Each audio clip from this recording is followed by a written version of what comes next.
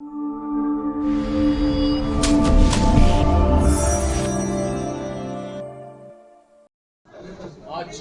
तृतीय चरण का मतदान आज लगभग समाप्ति पर है।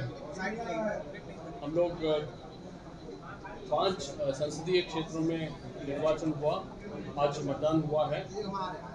झंझारपुर, सुपौल, अररिया, मधेपुरा और खगड़िया में आज मतदान संपन्न हुआ है, जिसमें मतदान केंद्र की कुल संख्या 9,848 तथा मतदान केंद्र स्थलों का संख्या 5,621 है तथा लगभग 60% अपनी निर्वाचकों ने अपने मताधिकार का प्रयोग किया है 6 बजे तक। मैं फिर बता रहा हूँ, मैंने अनुमानित है मतदान प्रतिशत 6 बजे तक लगभग 60%। 2024 और 19 का लोकसभा इलेक्शन का यही 5 संसदीय क्षेत्रों का मतदान प्रतिशत हम लोग कंपेयर करेंगे तो 2019 में इन पांचों का 61.22 था मतदान प्रतिशत। इस बार हम लोग का अनुमानित 6 बजे तक 60 है। मैंने अभी सभी डीएम से बात किया, अभी भी 2-3 डिस्ट्रिक्ट्स में बहुत लंबा कतार है, 100-200 संख्या में भी कुछ बूथ में है। इसलिए ये मतदान प्रतिशत एंड ऑफ द पोल में, क्लोज ऑफ द पोल में और वृद्धि होने का संभावना है।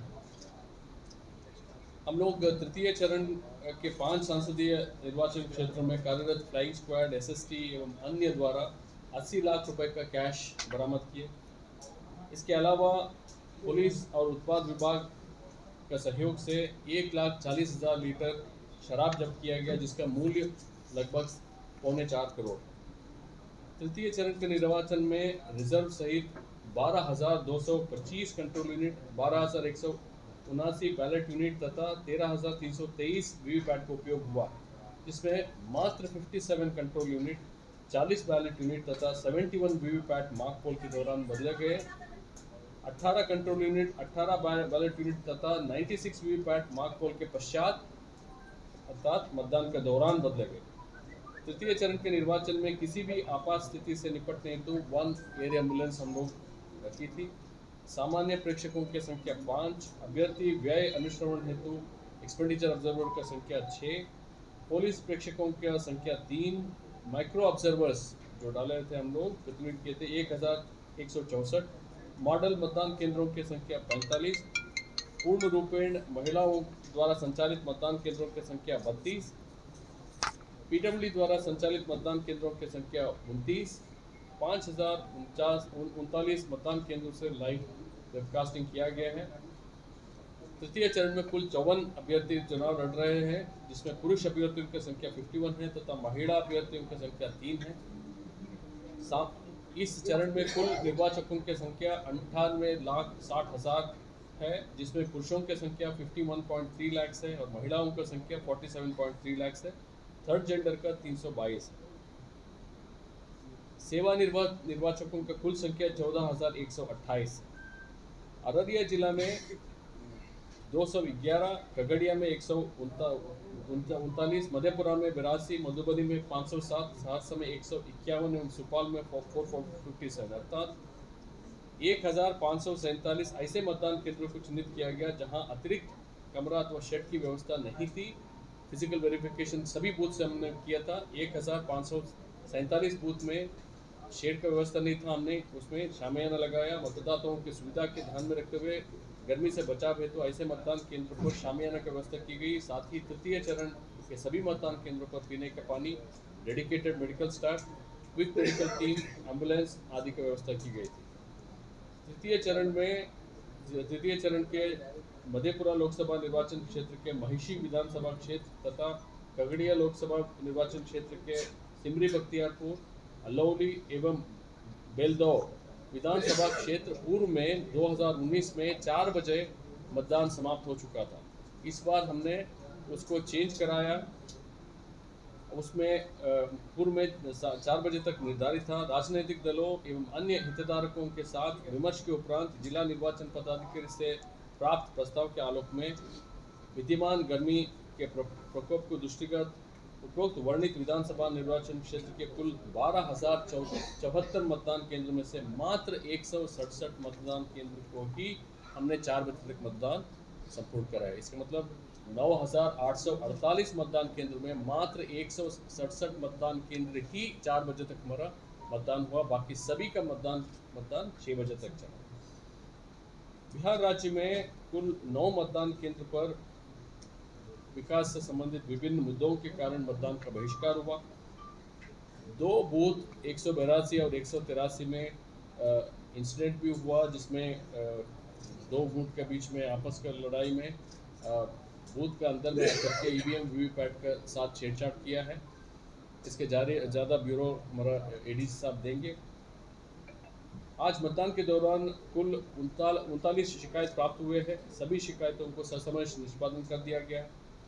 अररिया जिला अंतर्गत पलासी प्रखंड के उत्क्रमित मध्य विद्यालय पचौली में निर्वाचन कर्तव्य पर तैनात होमगार्ड श्री महेंद्र साह का हृदय गति रुक जाने से मृत्यु हो गई।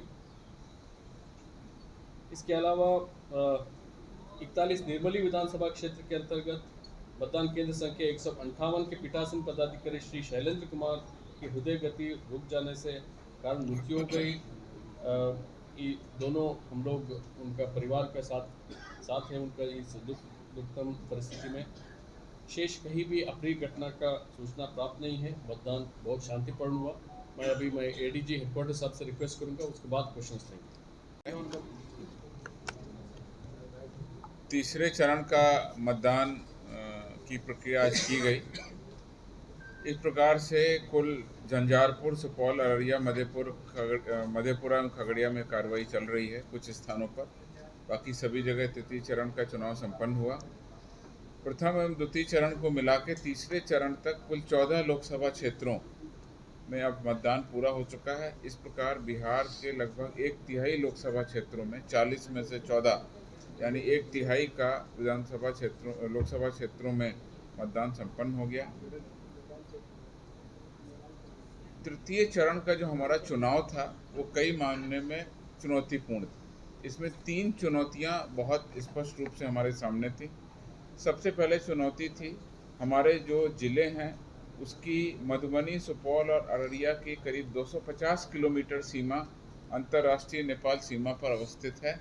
इन 250 किलोमीटर सीमा पर अंतर्राष्ट्रीय सीमा पर 130 चेक पोस्ट लगाए गए, जिसमें पुलिस पोस्ट के साथ साथ एसएसबी का बॉर्डर आउटपोस्ट, एक्साइज के पोस्ट और इंटीग्रेटेड पोस्ट भी शामिल हैं।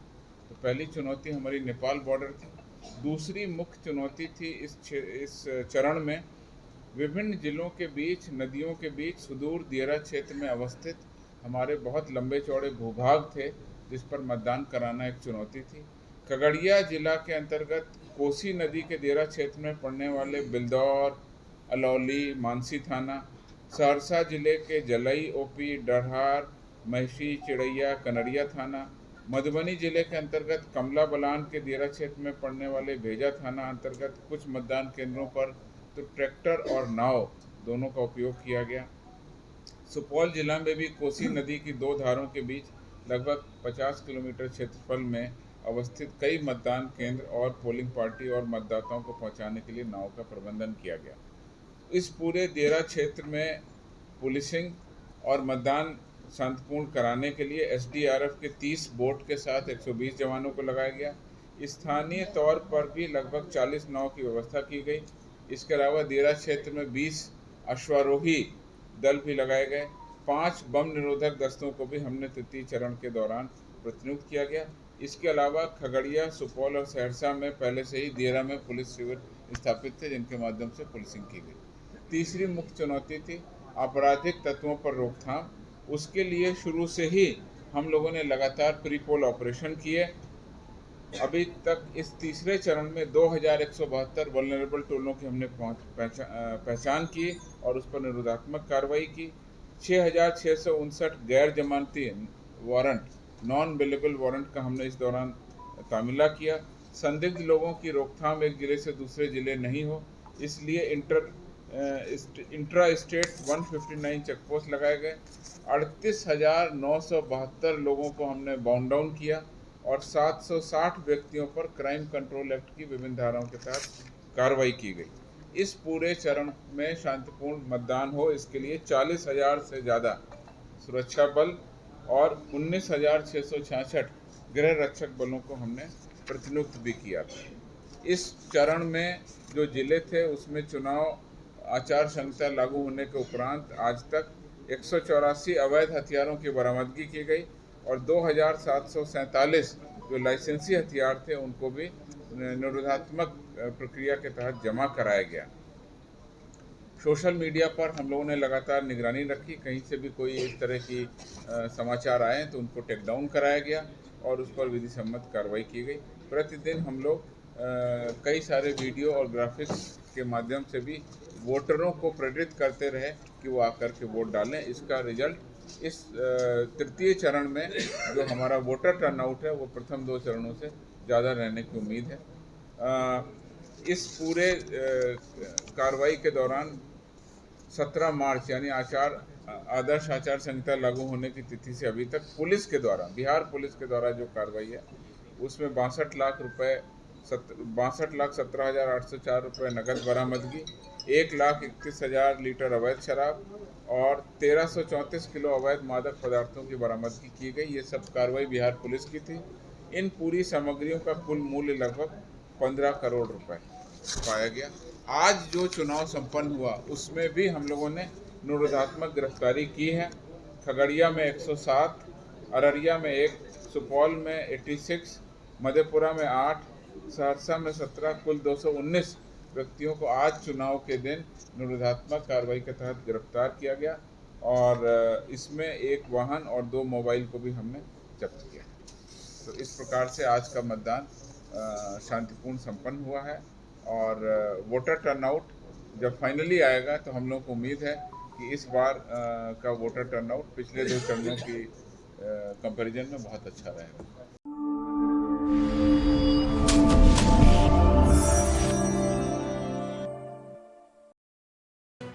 लेटेस्ट खबरों से जुड़े रहने के लिए हमारे चैनल नेशन भारत को सब्सक्राइब करें और बेल आइकन को दबाएं ताकि कोई खबर छूट न पाए।